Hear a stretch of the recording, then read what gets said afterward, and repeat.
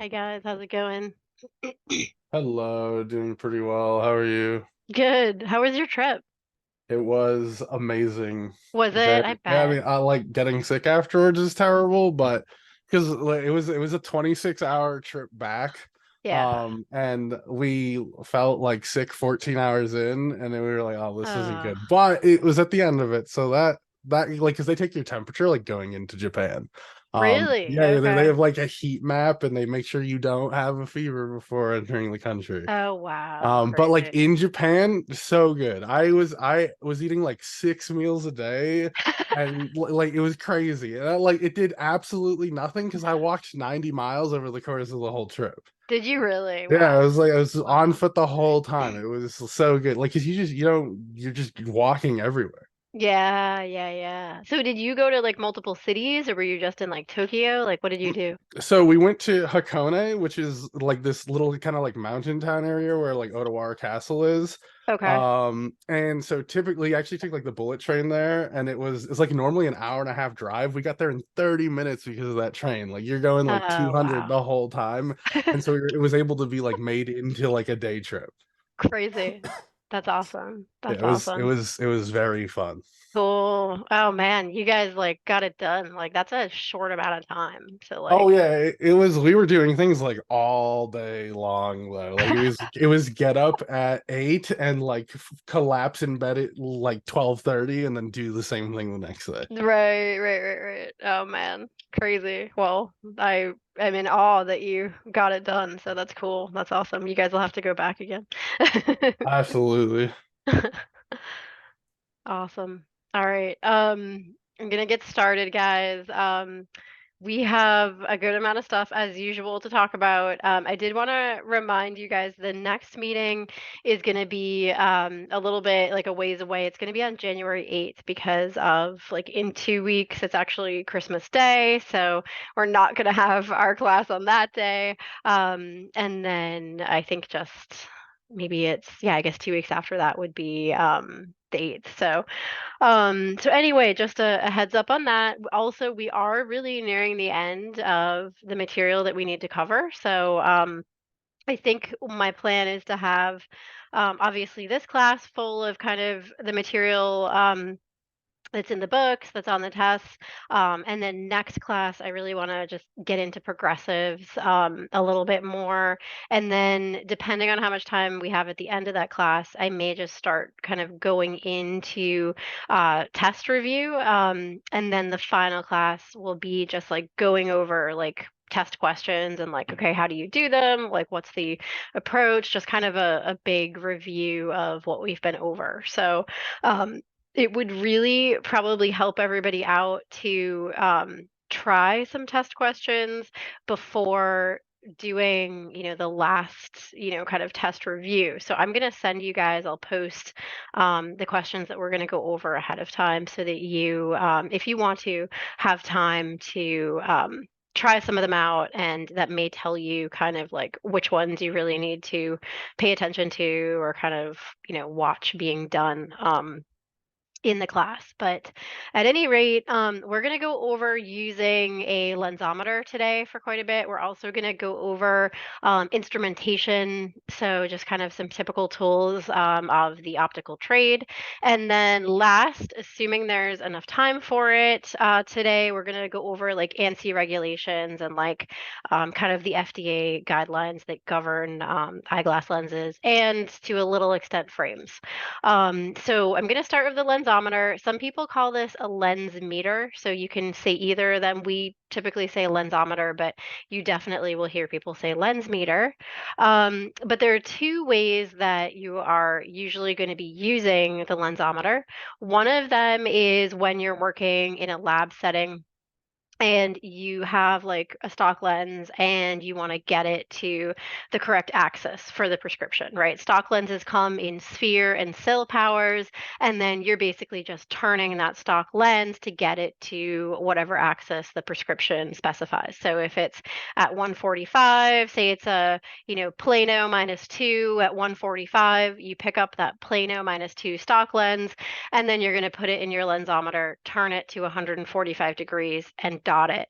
And then you can put it into the, your edger and cut it, and it will be, at the patient's correct prescription, assuming it's single vision. So that's one way that, if you are a lab technician, that's what you're going to be doing like all day long. But the other way that people use lensometers is to verify prescriptions. And that's what we're, obviously more familiar with in our day to day in the offices. We typically use digital lensometers, so I know you guys are all familiar with those. I would say they use digital lensometers in labs a lot too, but the test is a little old fashioned. It's talking all about manual lensometers, but at the same time, there are so many, current opticals or doctor's offices that use a manual lensometer. So it's definitely not like an antiquated piece of equipment, definitely something that's in use every day, currently.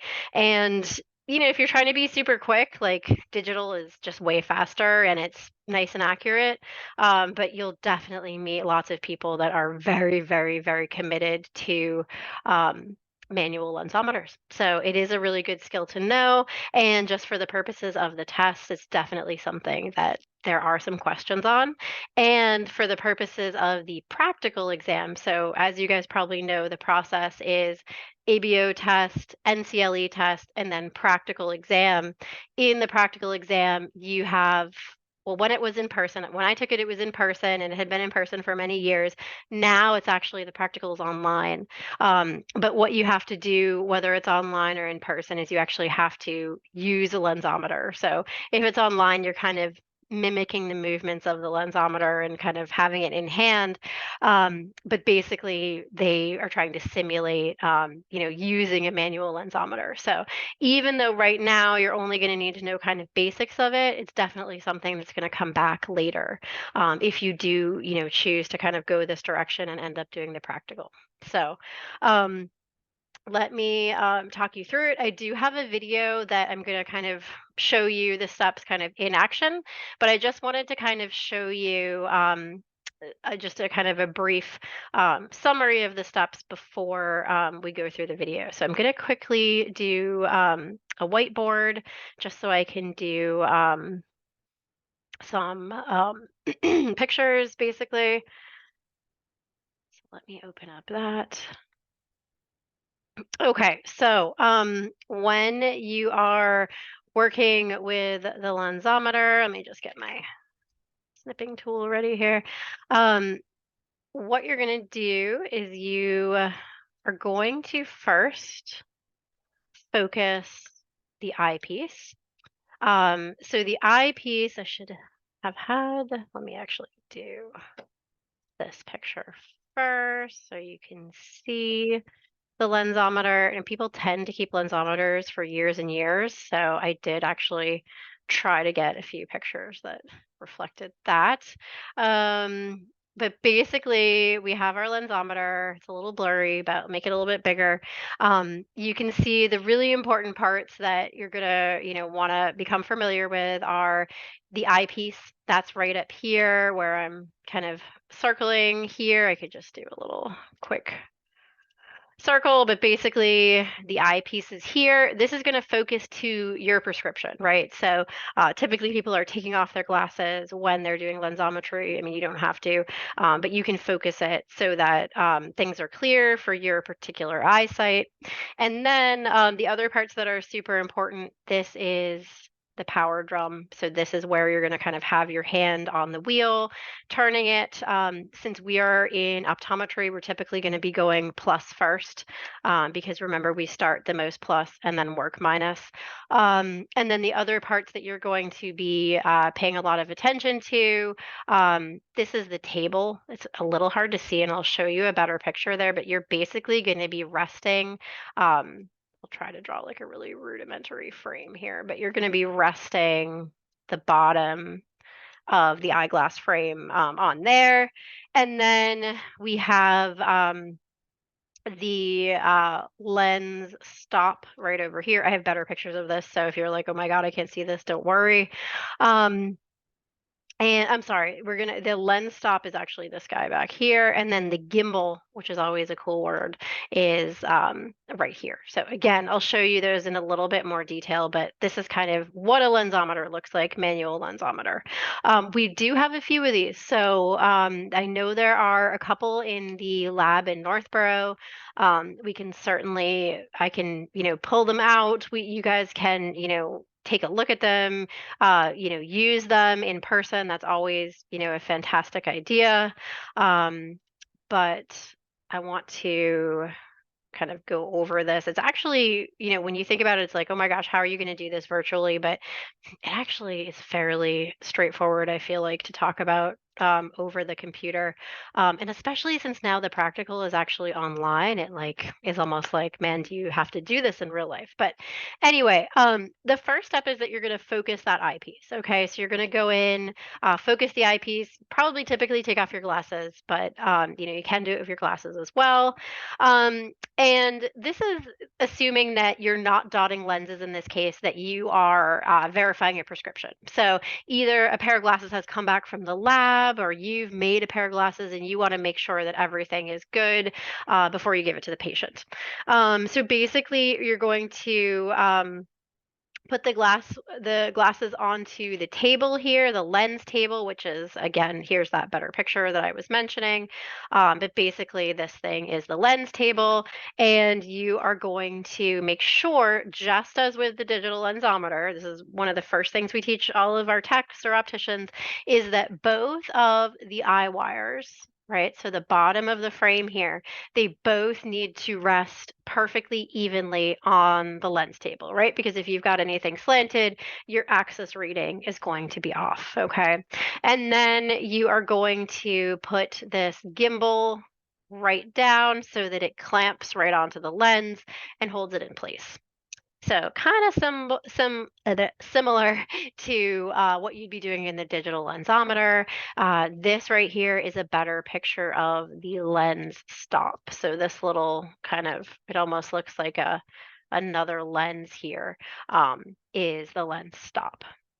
But that goes on the back of the lens. Okay.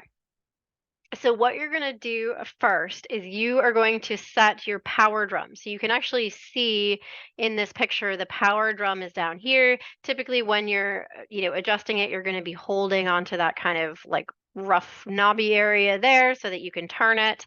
And what you're going to do if you're verifying is you are going to start with the sphere power. So you're going to know what is supposed to be in these classes, and you're going to set that drum to whether it's plus or minus. You're going to set that to that particular power. Just a quick reminder is that, again, with optometry, typically you're going to be reading a prescription that, just as, again, this goes back to like the optical cross and everything, but I'm just going to quickly type out, I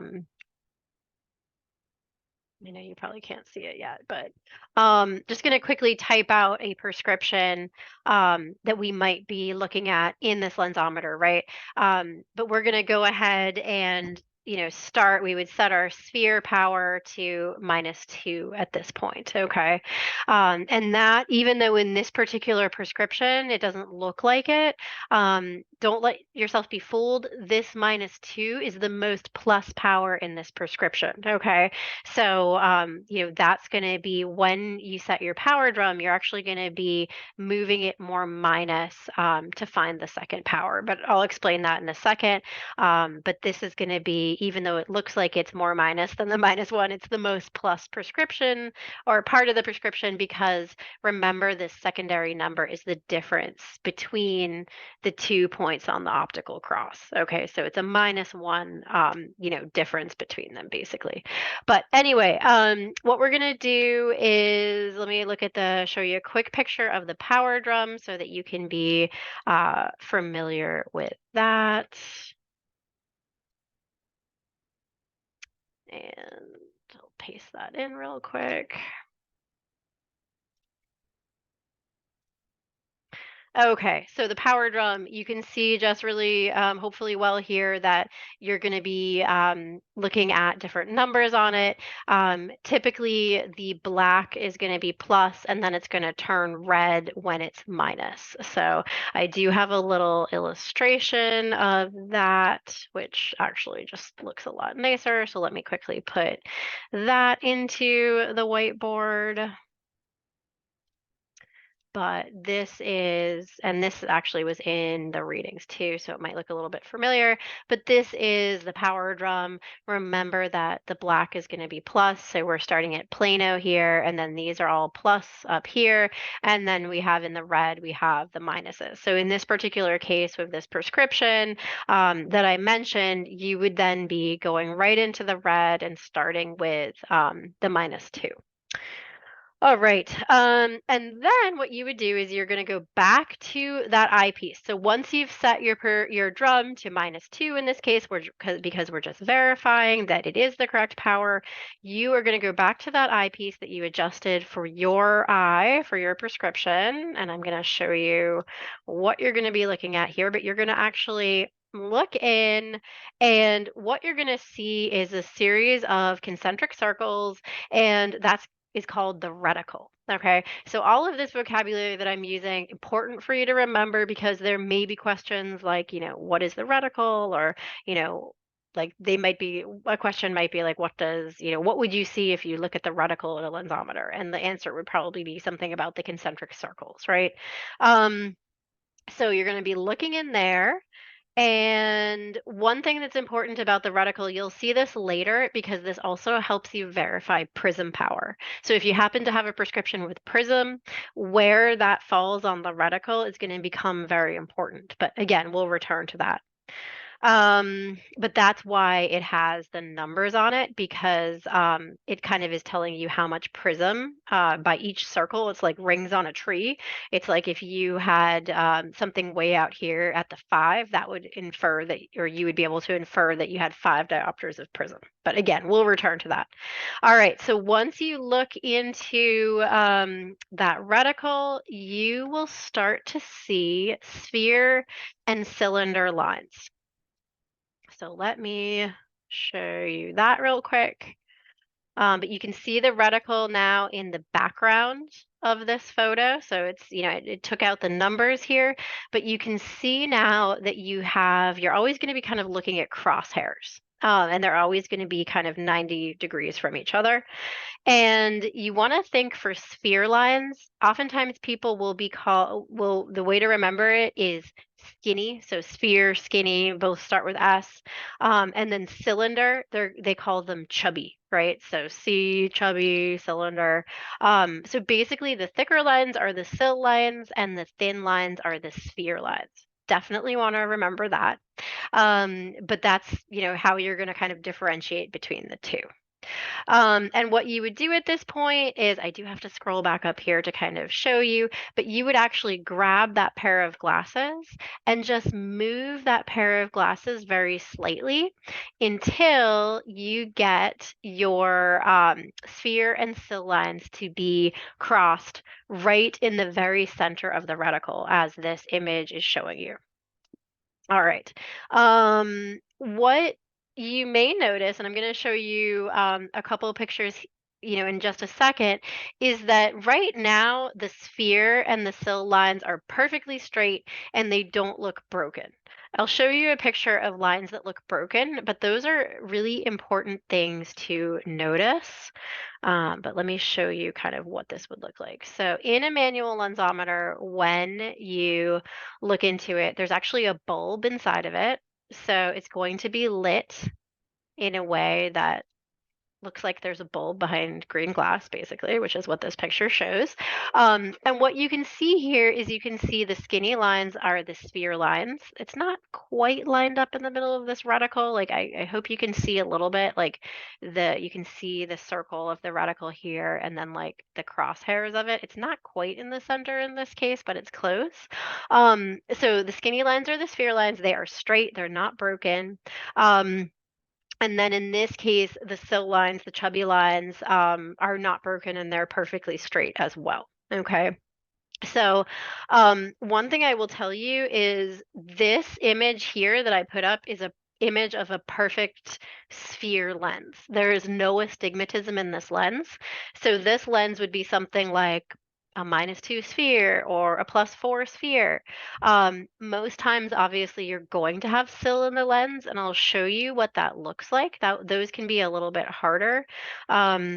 To kind of begin with, but let me show you just briefly. And the video will also show you this too, but I'll show you quickly what that would look like.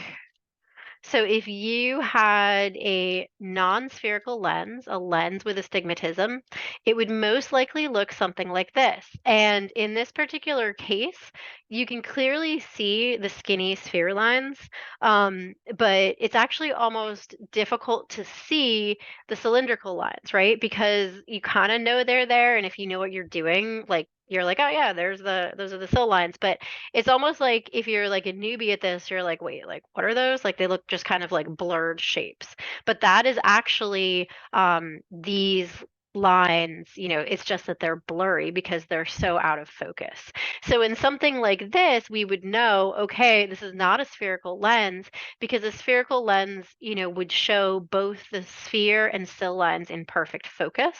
Whereas a cylindrical lens, you're going to have to turn that power drum to bring those cylindrical lines into a crisp focus. And the sphere lines and the sill lines are not going to ever be in focus together at the same time because there's a significant difference in power between those two lines. Okay. Hopefully that'll become a little more clear if you're a little like, I don't really get it at this point. It should become clear in a few minutes. But the other thing I would kind of point out here is these sphere lines, the skinny lines, they're a little wobbly. They're not quite as crisp and clear as these lines up here. So that might tell you something about where your axis is. And I'll go into that a little bit more. But if you see lines that are slightly broken or not perfectly straight, that means you probably need to adjust the axis of the lens. So let me talk a little bit about that in a second, but I do want to show you a couple more pictures. This is from an optical textbook, and I think it's a really nice visual of what sphere and sill lines can look like in the lensometer. So let me put that up. Okay, so this just shows you some different examples of what things can look like when you put them into the lensometer. So in this case, this is a spherical lens. So we have both of them are perfectly centered over the reticle. It's awesome. But they're both perfectly clear, right? So they're not broken and they're perfectly straight. And both the sill and sphere lines, so both the chubby and the skinny lines, are in focus. So we know it's spherical. We don't even have to worry about the whole, sill part of the prescription. Here are the sphere lines. So this is, say you know that your sphere is a -2, you bring it into focus. These are nice and straight and unbroken, so that's great. You've got it the right axis. But first you might focus here. Let's pretend again it's a -2. You notice that the back lines are quite blurry, so that's telling you this is a cylindrical lens. You're going to have to move that power drum to put them into focus. Say you move that power drum, now those lines look like this. And you can see that the sphere line has become blurry. Okay. So what we've done is we've started in focus on the sphere, we've turned our power drum, and we've put the sill lines into focus. Okay. So it's kind of like getting one in focus, noting it, turning it, getting the second one in focus, noting it, and then we're going to compare what the difference between those two powers is, and that will end up being very much like our optical cross and our prescription. Okay, so those are, kind of the stages, and I do want to just show you, I briefly mentioned it, I want to show you a picture of broken sphere lines because that's important for you to be able to identify what that might look like. So let me show you that. Broken sphere lines, you can see them, right? So you kind of are like, oh yeah, there are three there, they're skinny. but they're like messed up, right? Like it's not, perfectly straight like these other ones are. So that tells you that most likely you're going to need to adjust your axis wheel, because it once you adjust your axis wheel, then they will become perfectly straight like this and unbroken like they're supposed to. So let me just quickly show you. I think I can get you a little picture of. I thought I had a where don't have a good image of the axis wheel. Let me just see if I have any pictures down here. Let me just quickly find it in the readings because um, that would be helpful for you guys to see. Yeah, I'll take a screenshot from this one. So typically, like if you're verifying a pair of glasses, you know what the axis should be for that pair of glasses, so you probably already set it. But basically, just to go back to this, you already set the eyepiece. You put the lens, I'm sorry, the glasses and the lenses in here. This is the lens table. The axis wheel is this guy down here. Okay, so basically you would be, say you like look into it, like say it's -2, the prescription is supposed to be -2, -1 at 145, and you go in and you look at the reticle and you say, oh, weird, that looks broken. That means, and like, so say you've already set your axis wheel at 145 because that's what you're expecting, that the axis should be when you do it. You go in, you look at your sphere lines, you notice they're broken. That tells you there's something wrong with the pair of glasses because you've set the axis wheel at the 145. It should be nice and clear there. So what you would do is you would adjust that axis wheel a little bit, figure out where those lines become perfectly straight and, in focus. And that will tell you, if they're in focus at say 160, that would tell you, all right, these glasses probably aren't made well. Maybe they slipped in the edger, but the axis is not where it should be at 145. It's coming into focus at 160, right? So that's just a good tip to know, like, why these look a little wonky. Okay. Let me just look at my notes real quick.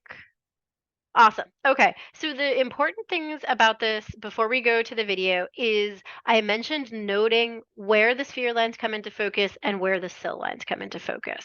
So in this case, you'd go back to your power drum. You've already set it for -2 basically, right? So what you would do is you would be like, okay, I'm going to set this right here at -2. I'm trying to make a line that is right at this -2 point here. You'd be like, okay, great.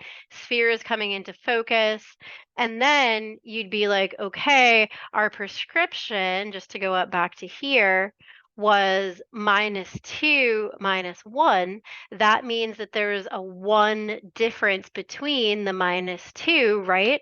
So that means then when you turn your power drum, you're going to be turning it more minus, right? Because you always start with the most plus. You're going to turn it another diopter minus, right? Because it's a -1 sill difference. So you're going to end up, it's getting quite blurry here, but you're going to end up at your second reading, the sill lines should be coming into focus at that -3. Okay. So basically, you started with your sphere lines -2. You turned it more minus that 1 diopter. Your sill lines came into focus at that -3. Basically, that would mean, okay, this is made correctly because you started with a -2, you turned it that extra -1, you ended at -3, and everything was in focus. So it's basically, again, determining the difference, noting where the sphere lines were in focus, noting where the sill lines became into focus, and was that difference matching up with the prescription. We'll go over that, just briefly again in the video. We'll show that too.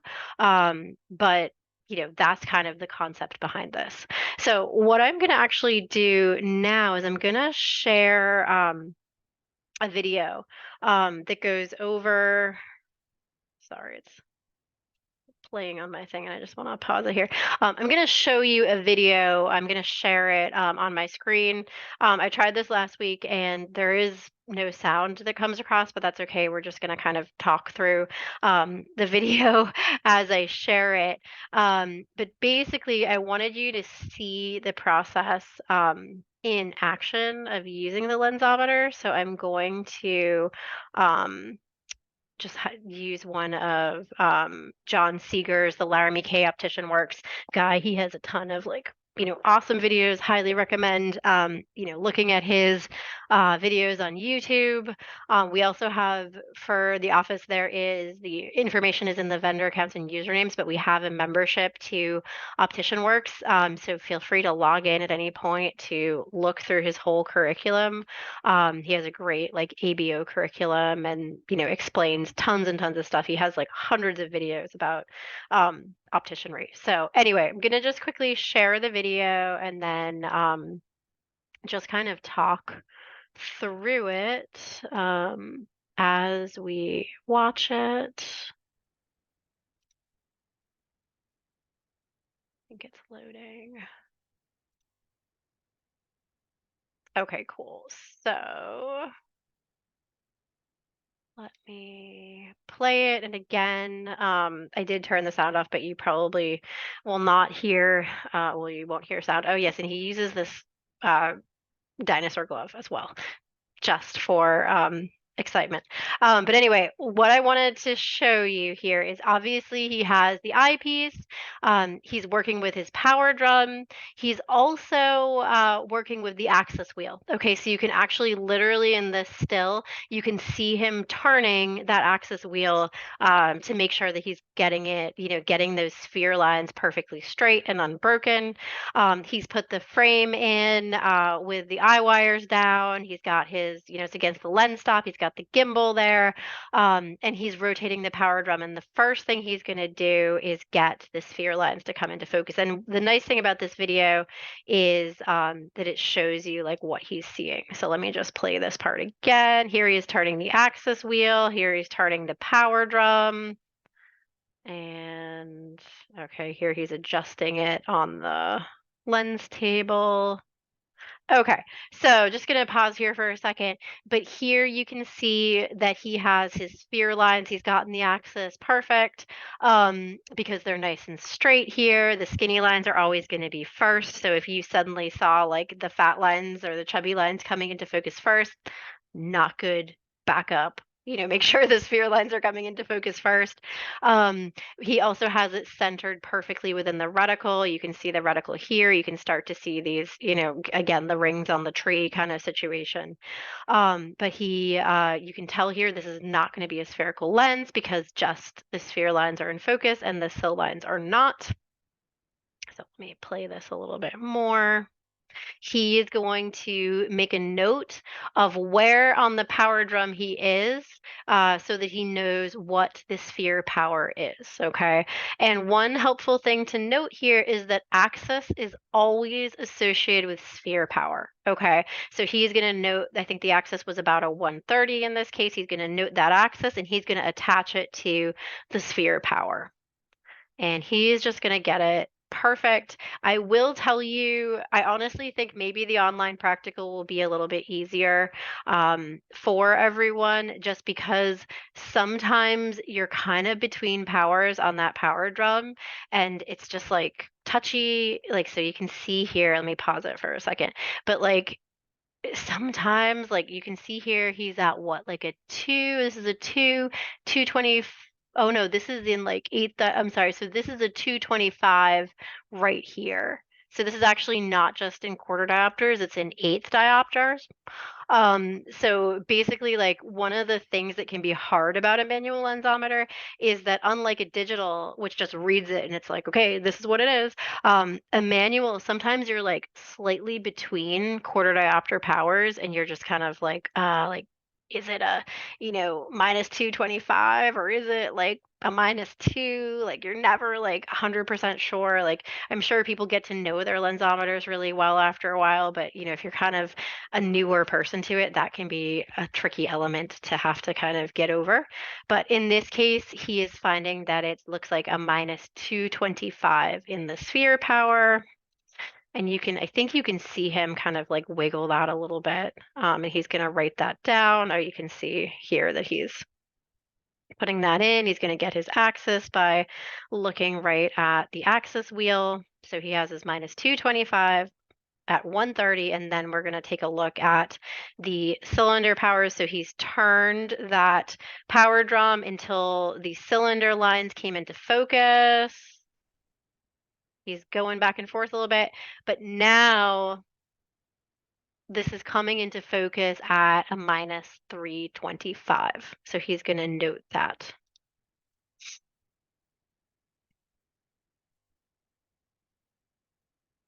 Okay, so he kind of skipped a step there.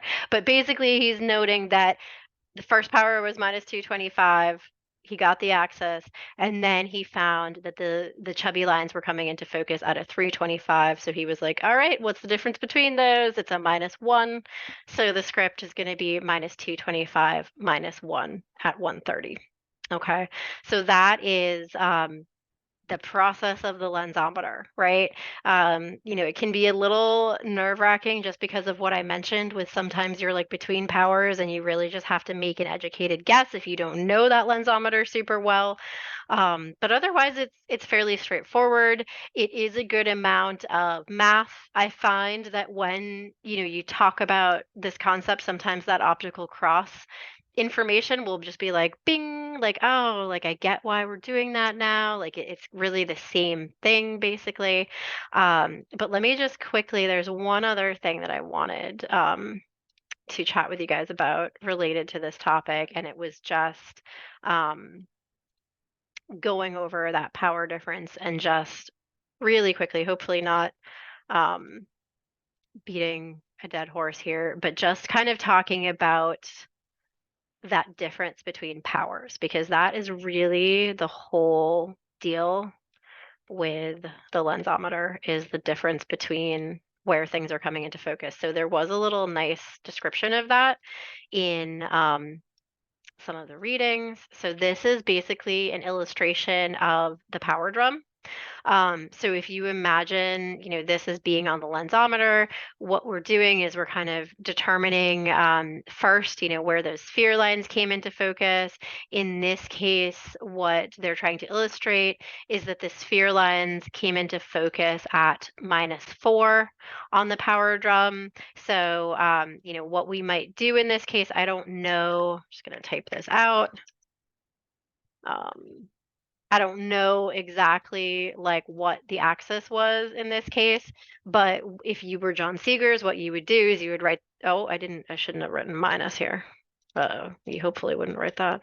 But basically what you would do is you would write down what the sphere was. So +4, you don't know what the axis, the cylinder is yet, but you know that the axis, because you've rotated your axis wheel, it came in, the lines were unbroken at 90. So you know kind of like the first 2/3 of your prescription. Then what you're going to do is you're going to rotate into the minus that power drum. And what they're showing here is that it came into focus on those chubby lines, the sill lines, at a +2. So in this case, if you were just to kind of optical cross this out, you would be like, okay, cool. We started with a 4. We ended at a 2. What is this difference between them? The difference between them, we're going in the minus direction, is a -2. So in this case, you would have a +4 -2 at 90 would be the prescription, right? So, basically the lensometer is an optical cross, just a different way of looking at it. Now, if you were in an ophthalmology office, what they would be doing is they would be starting with the more minus. They would be then, so I suppose, what do they do? I'm thinking like, do they do the cylinder lines first in this case? Yeah, maybe they do. But anyway, you'd be starting with the more minus power, and then you'd be moving that power drum in the plus direction in this case, because you know that ophthalmologists work in plus sil. So they would, basically just be going the other way, and, doing the optical cross in kind of the traditional ophthalmology way rather than the optometry way. But in this case, and for the purposes of the ABO, it is in minus cell. So you really only have to worry about that at this point. Okay. So, um, couple things I would just talk about before we move on from this topic. Um, the other way to use the lensometer is to dot a lens, right? So in this case, you would be doing things that are very, very, very similar to what you're doing here when you're verifying a pair of glasses. When you're verifying a pair of glasses, you kind of have a leg up because you know what it's supposed to be. When you're dotting a lens, okay, it's great. You know what the two powers of, say, the stock lens are supposed to be. You know that, if we use the example from before, you've pulled a plano -2 stock lens, right? And you basically just need to get it to the correct axis. But you're still going to kind of go through almost these same steps. But basically, you're going to place the lens you're going to focus the eyepiece, you're going to place the lens against the lens stop, you're going to put down that gimbal, you're going to rest the bottom of the lens on the table. Again, this is a stock lens, so it's going to be circular. You're not going to have like an eye wire that it's inside of. Um, you're going to you're going to move that power drum into the plus direction because you always want to start with the most plus first. You're going to back it up until those sphere lines come into focus. So your three skinny lines coming into focus is what you want to see first. And then what you're going to do is you're going to basically rotate that stock lens until it gets to the axis that you want that stock lens to be at. Say it's 145. You're going to, I'm sorry, you're not going to rotate the stock lens. You're going to rotate the axis wheel and the stock lens a little bit until you get to that 145. Once that's in focus, that's clear, you're just going to dot that lens. Usually there's like a little ink pad with like three little legs, and you're going to dot that lens. It comes, I wonder if I have a picture of that. I don't have I was thinking I had um, my picture from before. Let me see if I have a little picture of the little ink thing. I do, I think here. Sorry guys, just looking for it real quick. Um, I don't have a good I don't have a good photo of it. But basically what you would do is there's like three little legs that come from it. You press a little lever, and those three little legs actually make contact with your stock lens. They have a little bit of ink on them and they dot it. And that tells you that your stock lens is now at the correct axis, and then you can put that into your frame, right? So that would basically be the other way of using the lensometer commonly. Couple things that I do want to talk to you about. These are going to come a little bit more into play for the practical exam, which is down the road, but it is something that you might bump into in questions on the ABO. One thing that's a little strange is that when you verify the power for a bifocal, right? So bifocals obviously have the straight line seg on the lenses. You actually have to flip that bifocal backwards in the lensometer. I honestly, I'm going to be honest with you, I do not know why you have to flip it backwards, but that is definitely something that may be asked on the test. But basically what you would do is you would have your pair of glasses. Commonly it's going to be kind of sitting in the lensometer, kind of going down like this. You would determine the power from the distance portion of the lens, and then once you need to verify the add power, you would actually completely flip that over and put it back into against the lens stop down here and put the gimbal on it. But you're going to move it so that the lensometer is actually reading the seg part of the bifocal.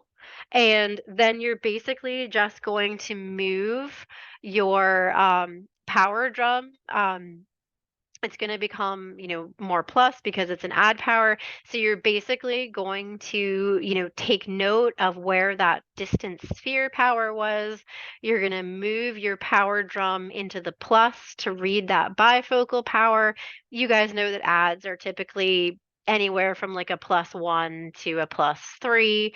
And you're just going to move that a few diopters until those sphere lines come into focus again. It's going to be a different reading on your power drum because you're no longer looking at the distance area of the lens. You're now focusing down at the bottom into that bifocal seg, but you're going to adjust that power drum again to read what that add power is at the bottom, right?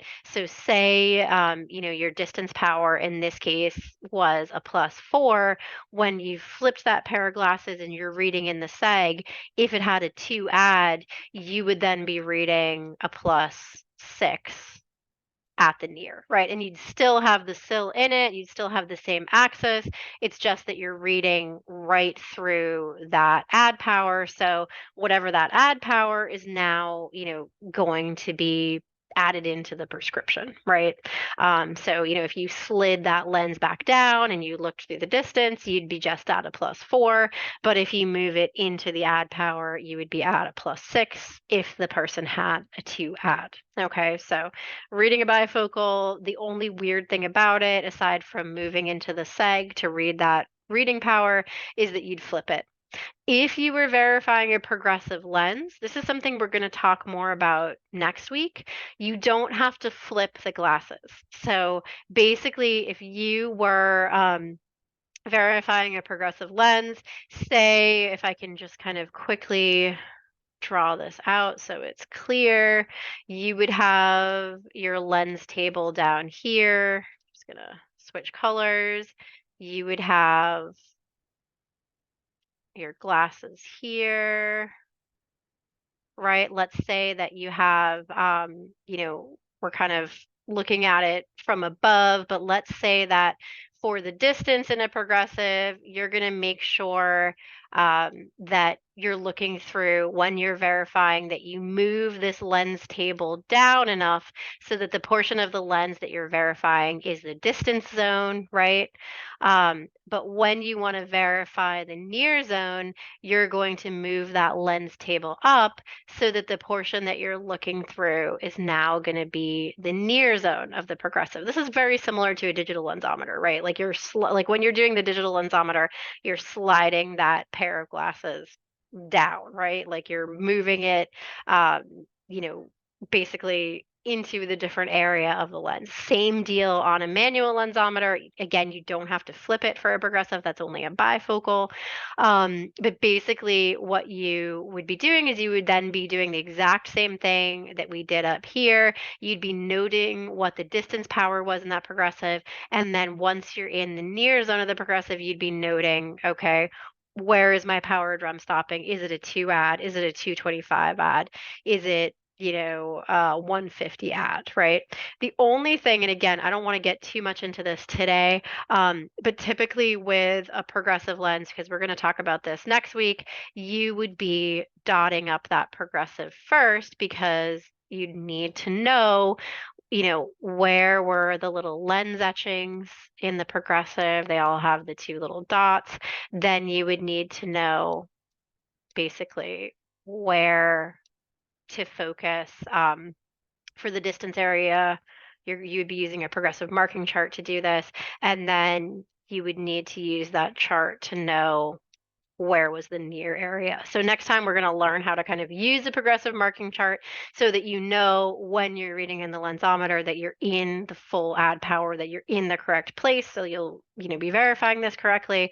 But that's the only thing about the progressive that, we haven't talked about yet that you would need for verifying a progressive. So all right.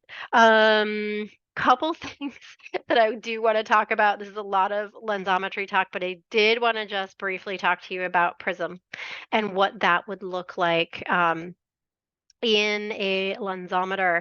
There are a couple like great videos that I did find about how to use lensometers on YouTube, and I'll put those links up. They just kind of like talk through it, and it's not so much how do you turn the power drum or how do you get stuff into focus. It's more like comparing powers and okay, if we have this reading here and then we get this reading, what would the prescription be? Which is great practice. But anyway, what you want to see when you're in a lensometer is you want to have in the reticle, you want to have the lines right at the center. You want to have your Myers, your skinny and your chubby Myers right centered in the middle, like basically like the crosshatch, like right in the center.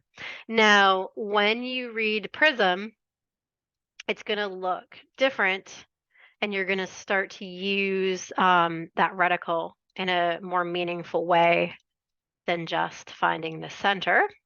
So if we compare this, this shows what prism looks like in a lensometer. Okay, so you would notice typically you would have this little area be focused right here, right? That's what kind of this one is showing here.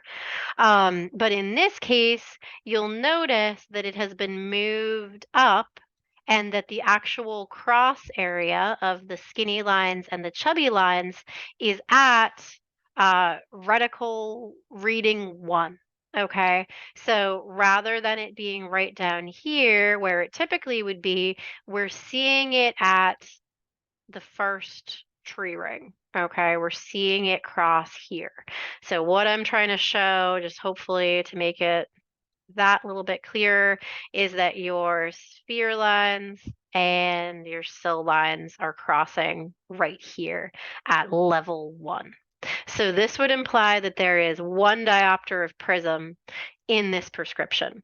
And it's actually really easy to read the direction of the prism, especially when it's vertical in a lensometer, because the base of the prism is right where you see um, the sphere lines.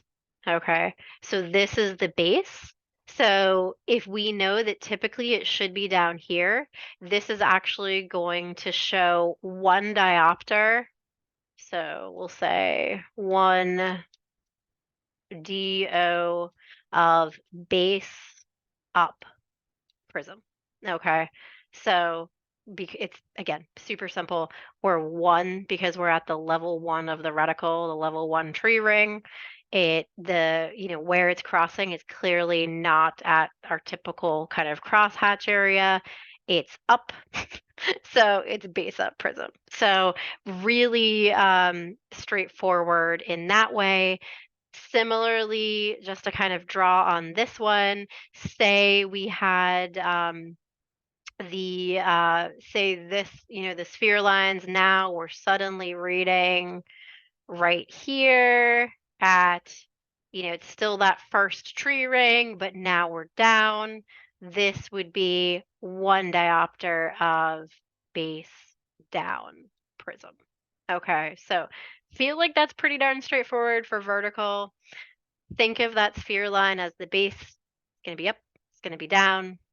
Nice and simple. Okay. Base up, base down. You don't have to worry. Is it the right eye? Is it the left eye?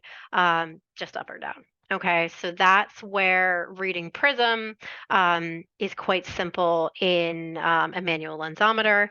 Fairly simple when it's horizontal prism, but I'll show you what that looks like as well. I'm going to put in again an unchanged image of what it would typically look like here. So, okay, so just remember this is nice, clean, and fresh. This is where it is when there's no prism and everything is normal. When there is horizontal prism, and just grab this image.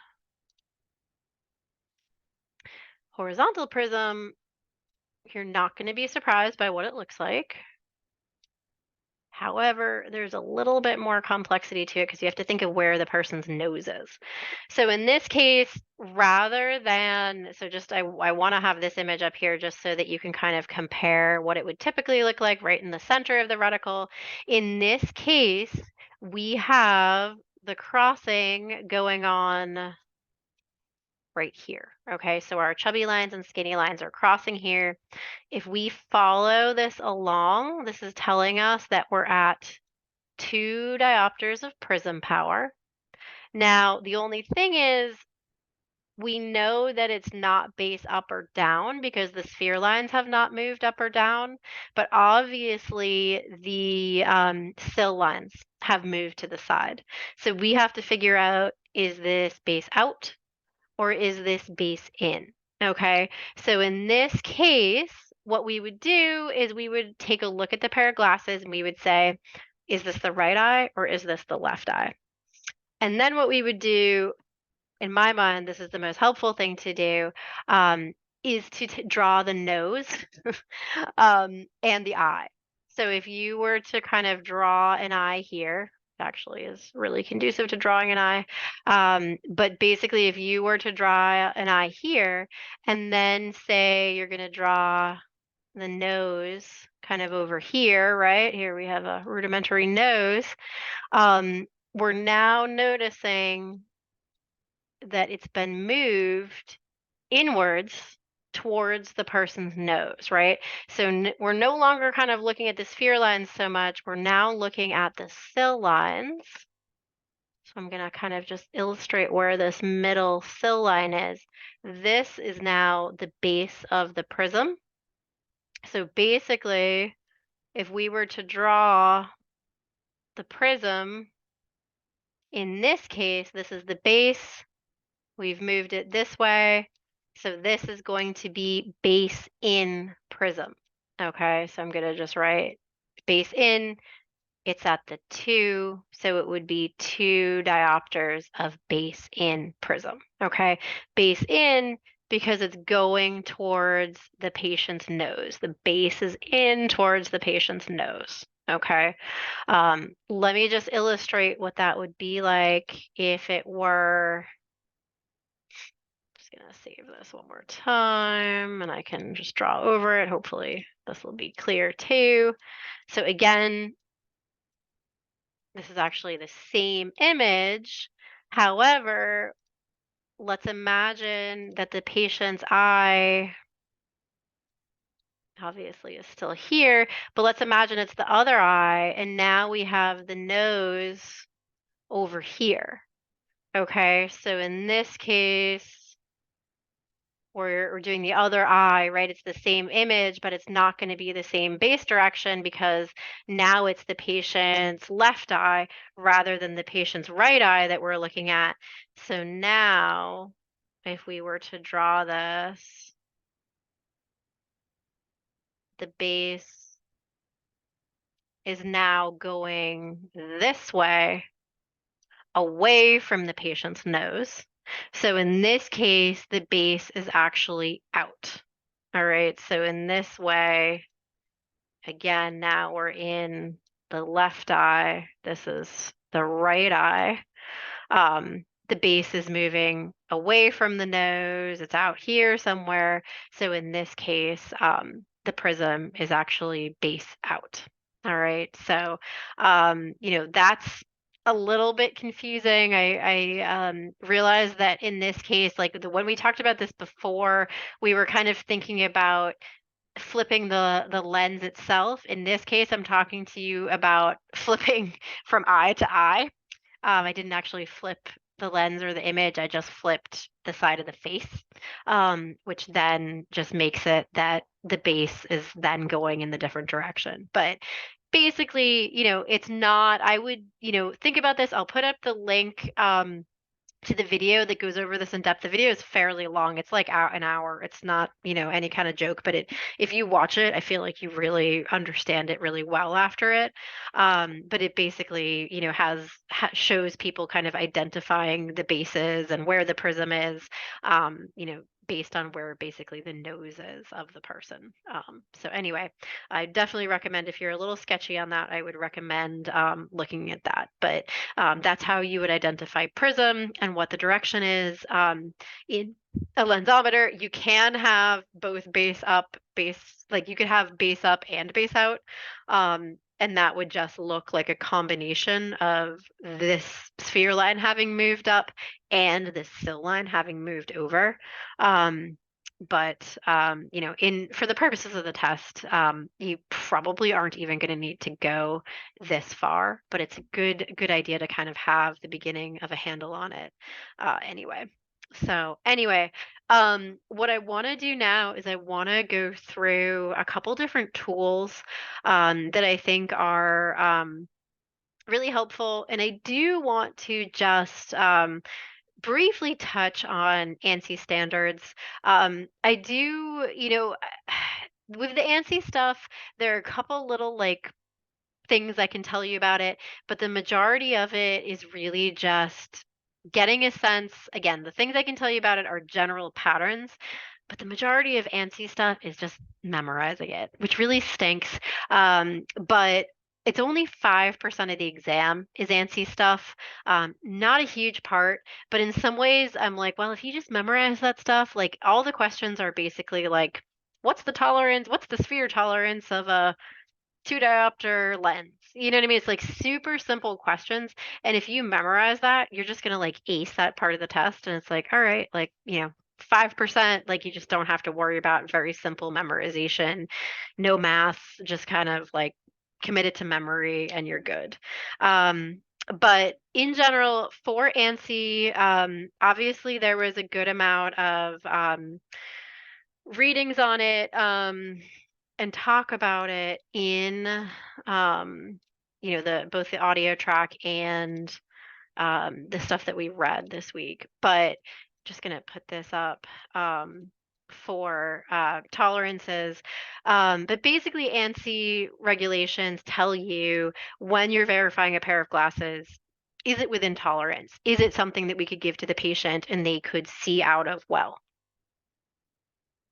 Um, and it just tells you what the parameters are for when you know they can't see out of it well and you have to remake it, or okay, you're good, you know, you're clear to give this to the patient.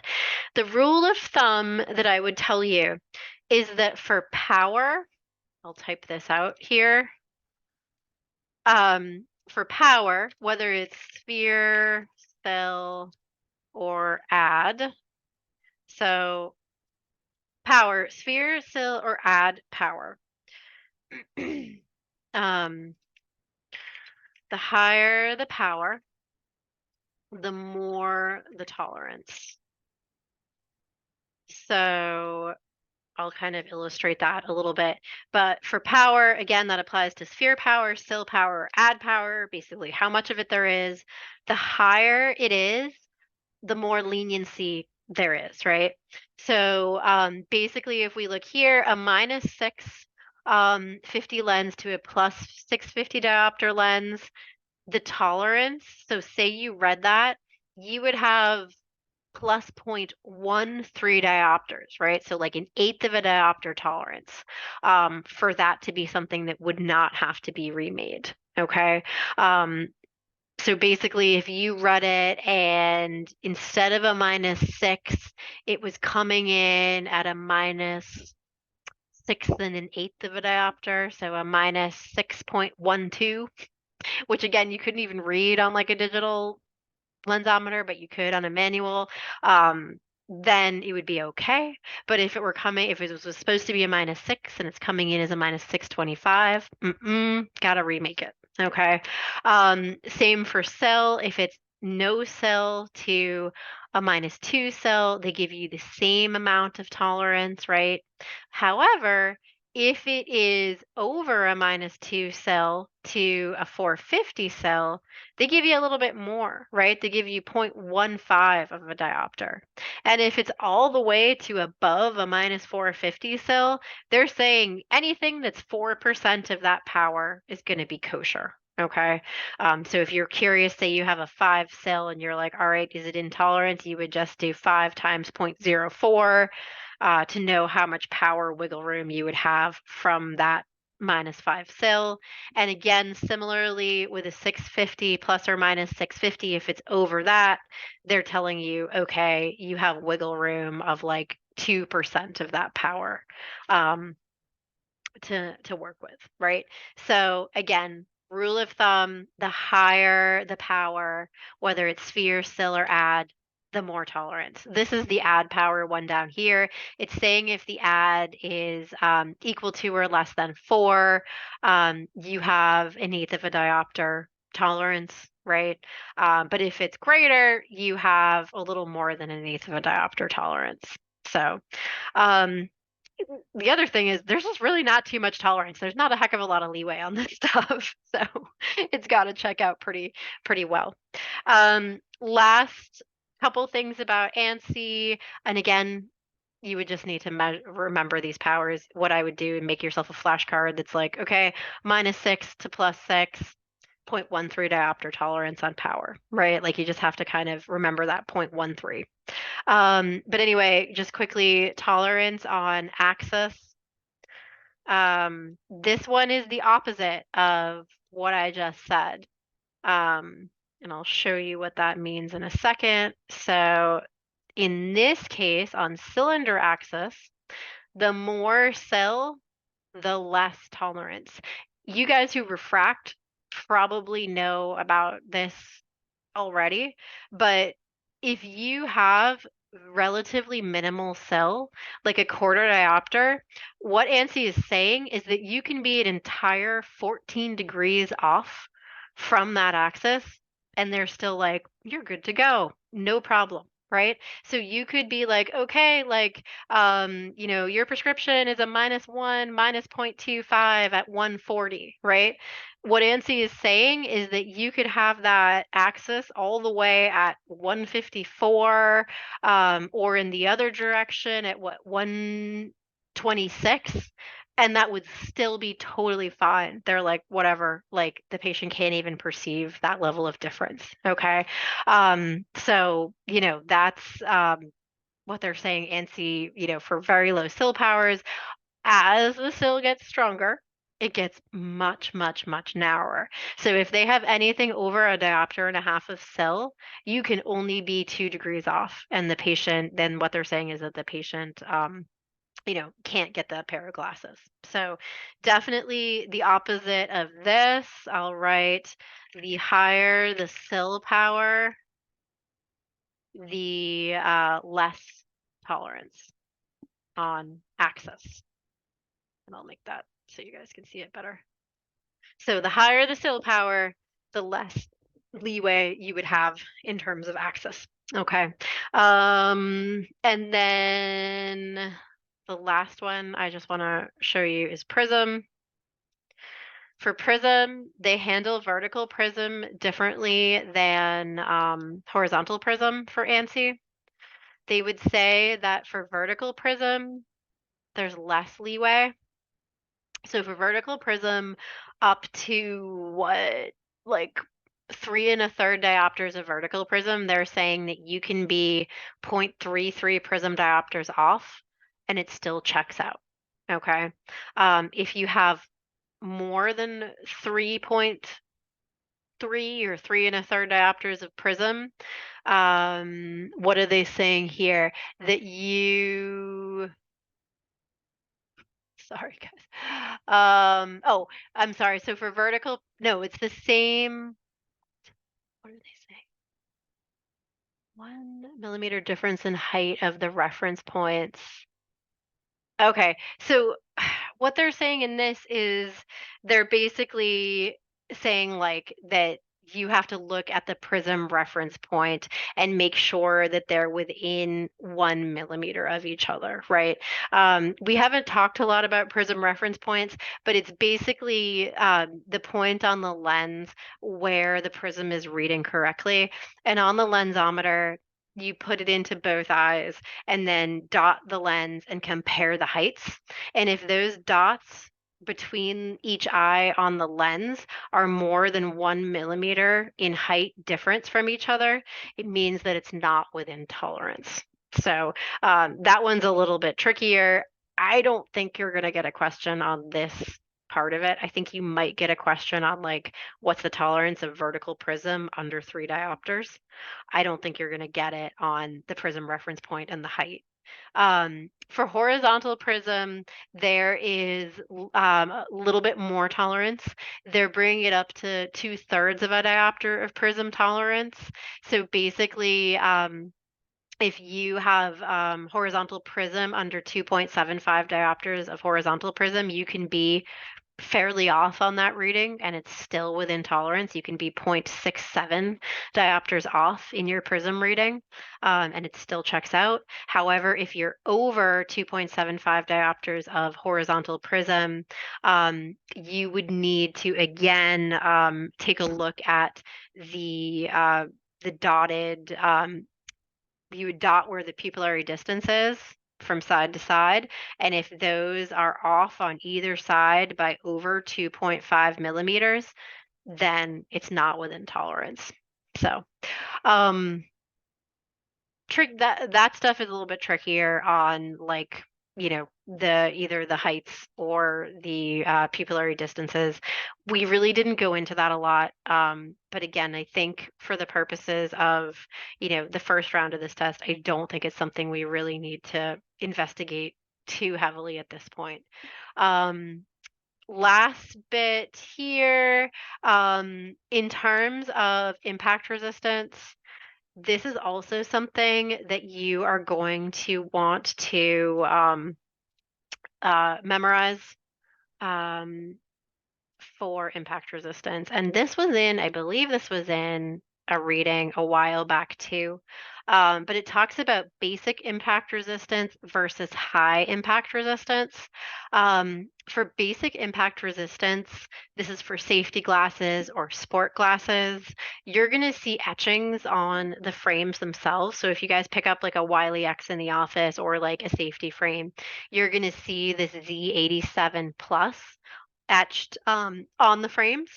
You're also going to see a lens marking that's actually etched into the lenses. This is obviously once they come back from the lab, but they also have to put an etching into the lens that says that they are impact resistant. Basic impact resistance, which is the vast majority of what's going to be done, it's going to have a center thickness in a minus lens of 3 millimeters. If it's a plus lens, that center thickness is going to be probably thicker, and instead the edge thickness is going to have to be 2.5 millimeters. You guys know already about the geometry of lenses and why that would be the case, just that plus lenses are thinner on the outside, minus lenses are thinner on the middle, so that's why they're specifying both edge thickness and center thickness. But I would definitely memorize the 3 center thickness and the 2.5 edge thickness. They also would have to pass a steel ball drop ball test, and it would have to be from 50 inches. This 50-inch thing is going to be on the test, like 100%.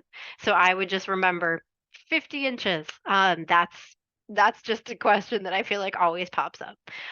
So drop ball test, 50 inches. High impact resistance. This is where they actually shoot. So with a drop ball test, they literally drop a ball on the lens from 50 inches. Make sure that it doesn't shatter. Okay.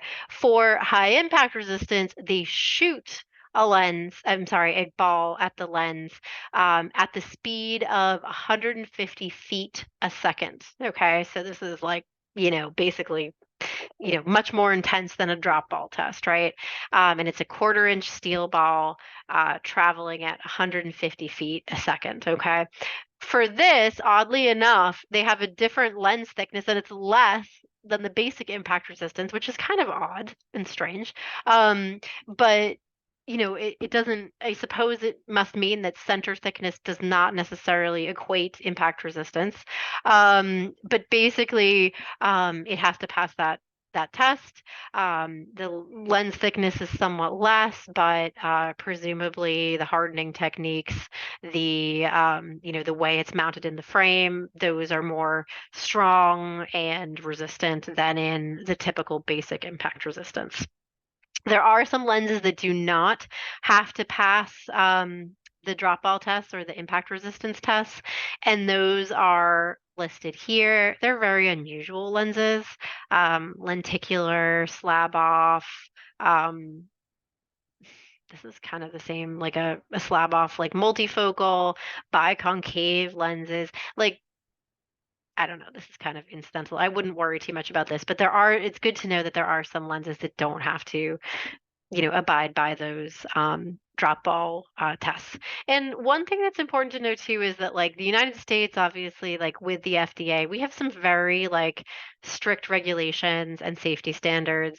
Um, that everything here needs to pass, right? And when people are buying glasses direct from China, supposedly stuff that's imported from China has to prove that it's passed these tests, but we have a lot less proof of that than we do if we know that it's made in the United States. So that is a bit of a argument for buying products that are made in the United States too, is that because of the stringent guidelines that we have here, because of ANSI, because of FDA guidelines, we know that the products are going to be safer than ones that are fairly untested before they're shipped over here. So um, at any rate, guys, we're running a little low on time. I still want to talk a little bit about the instruments. So I'm just going to close this whiteboard for a second. Um, Show you a couple. They're actually, again, I'm going to share my screen. I have a couple videos of the instruments in action. So I will put those up. Again, there's not going to be sound. Um, so let's look at this.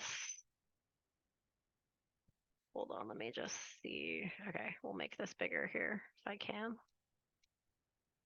All right, so good. Back to John Seegers here. I did want to show you this is the soft jaw round nose plier.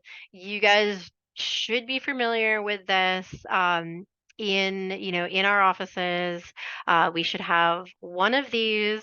You can see that he is going into the frame, with the rounded edge of this. You can see that he's kind of drawn this on the whiteboard here and placing the flat edge of the plier against the frame front. And what he's doing is he's using it to bend in either the temple a little bit, or the temple end, which is that piece on a metal frame that's, right at the front next to, usually soldered onto the eye wire. Um, one thing that I'll have you notice is that he has a beautiful looking like fresh tool that's not like nicked up at all. These get damaged like really fast, sadly, like the ones with the nylon coatings. But I always recommend to you that like you want to wrap these in a cleaning cloth because it's really, really, really easy to nick paint on a metal frame or even like mess up the xyl, even like the acetate, with a tool that's kind of chewed up. So I would definitely, when you're making these adjustments, use this, soft jaw plier with a round nose. But I would still wrap it in a cleaning cloth just to avoid marring the paint and having a potentially upset patient. So you can see here, this is a nice view of him. Sorry, I guess this thing pops up when I click this, but you can see here how he's bending the temple end in here. This would be good to kind of, if the frame has splayed a little bit, to kind of bring it back into like an ortho alignment. But again, this is, a great tool for that. Let me just see if there's anything else that he's saying here. He's talking about, kind of how you should be gripping it. I think the general recommendation that he has here is, kind of not be super like up, right at the front of it, but kind of you're going to have more leverage if you're further back on the handle. of the tool. Let me show you a couple other ones. So that was the round nose one. Let me pull up our, whoa, um, we'll watch this for a second. Um, Let me pull up here. Hopefully it's switching the view. I don't know why. Are you guys able to? Oh yeah, okay, cool. It looks like it just updated. Okay, so this one is soft jaw pliers, but they have the nylon on both sides. So these, are a nice tool as well. I do have to caution you again though, that I would still, depending on if these are chewed up at all or damaged, and if they're super damaged, like you can certainly let me know and we can order, replacements. These just screw on. But these are great for, you can see some of the way he's using that here, just for bending, again, typically on a metal frame, but for bending the temples. Again, you could probably use it for, kind of adjusting that eye wire a little bit. But that's just another, both sides of the soft jaw plier.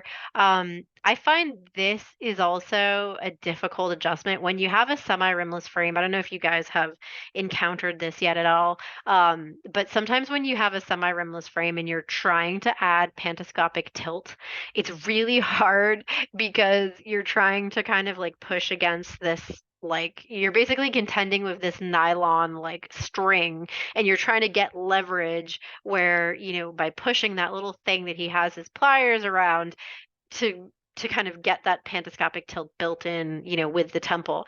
And this is a nice way to grab that little area, without having to kind of jab it into your thumb otherwise.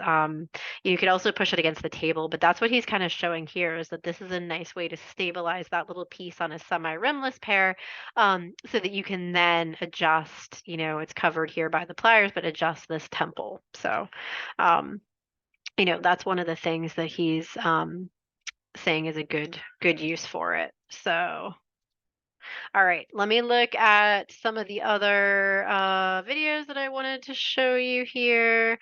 Angling pliers. Make this one a little bigger.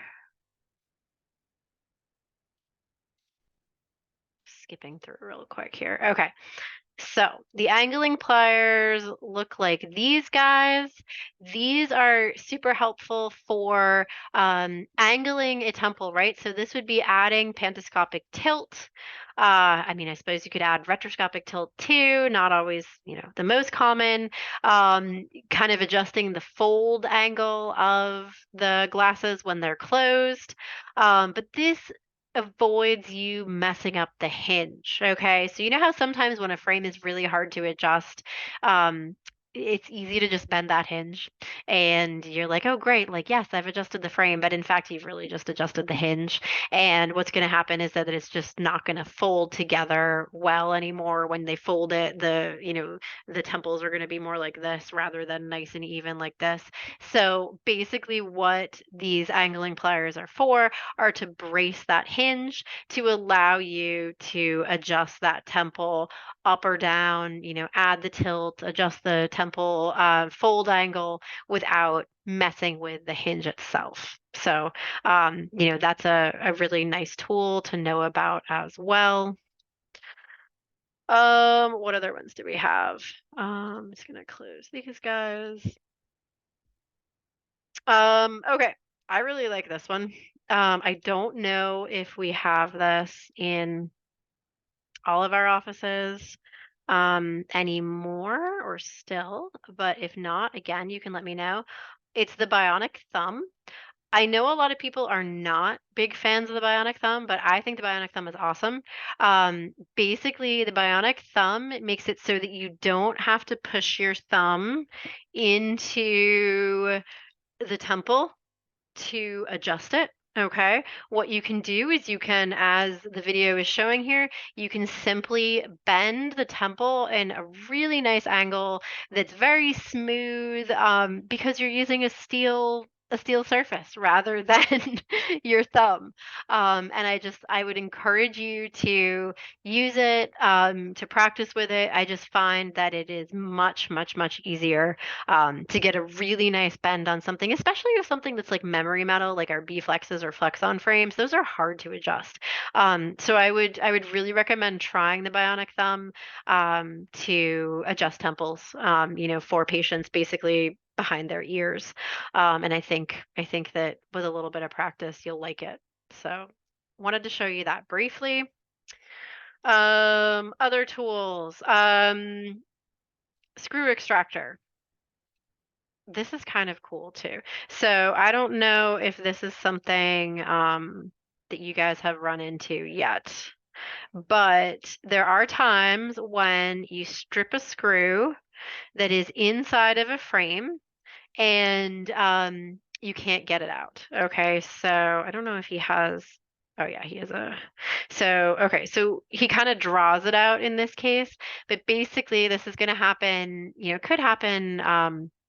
In a xyl frame, but more often than not, it's going to be something that happens in a metal frame.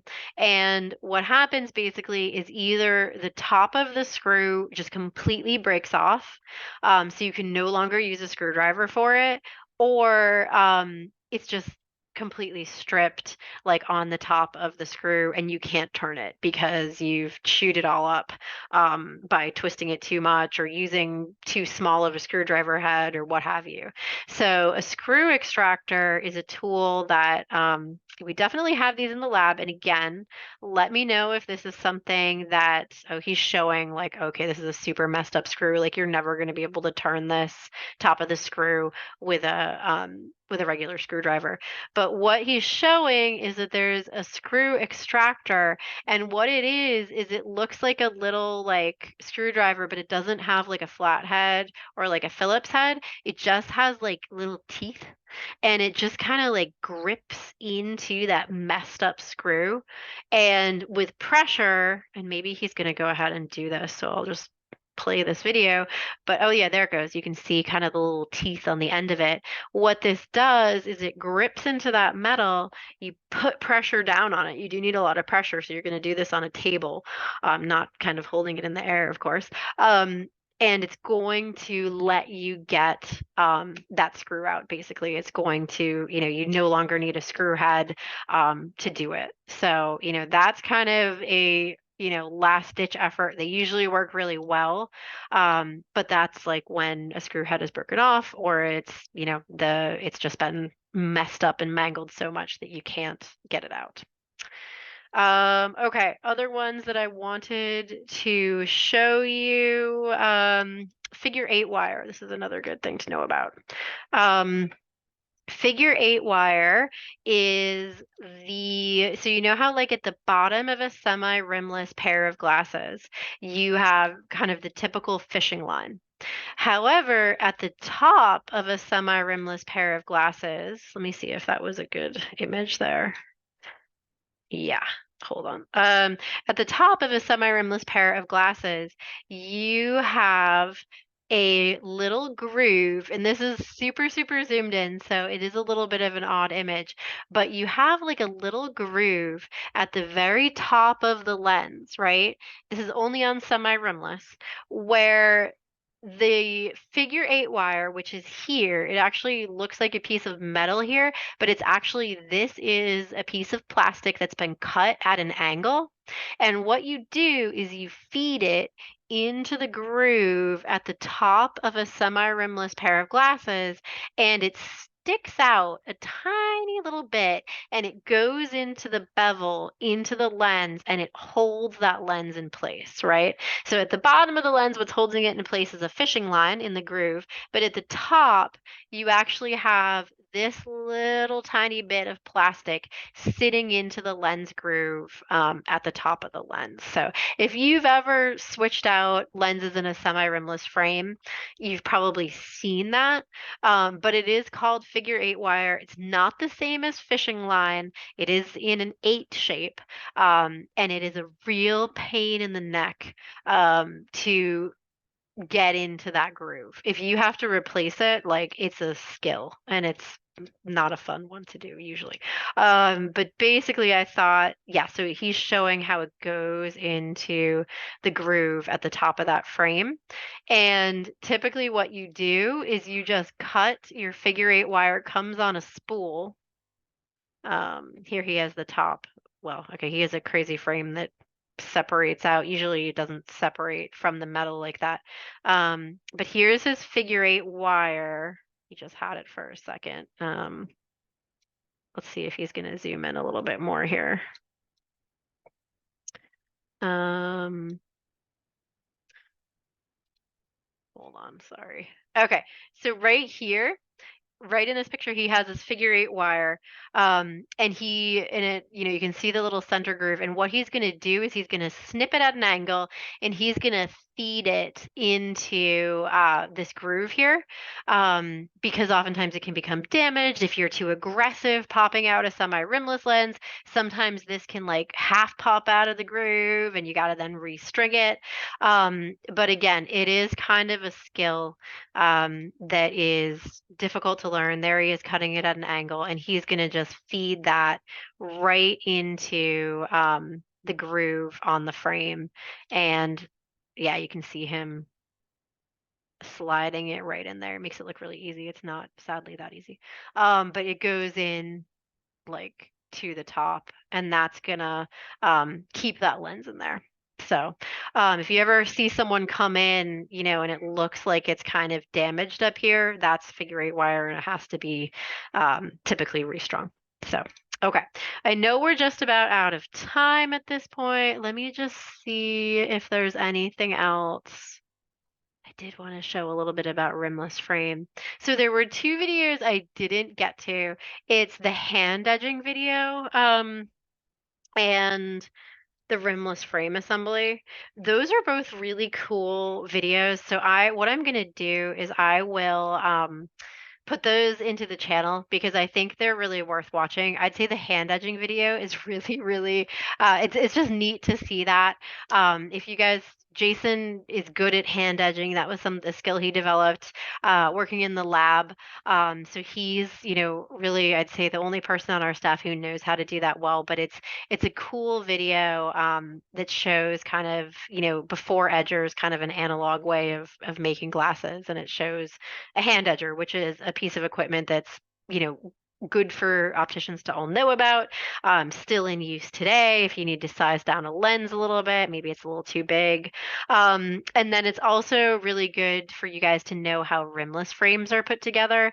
That's not something that we really, ask our optical staff at this point to do in the offices, but it is an interesting thing to see how it's done, and how the silhouettes or the Charmot frames that we carry go together.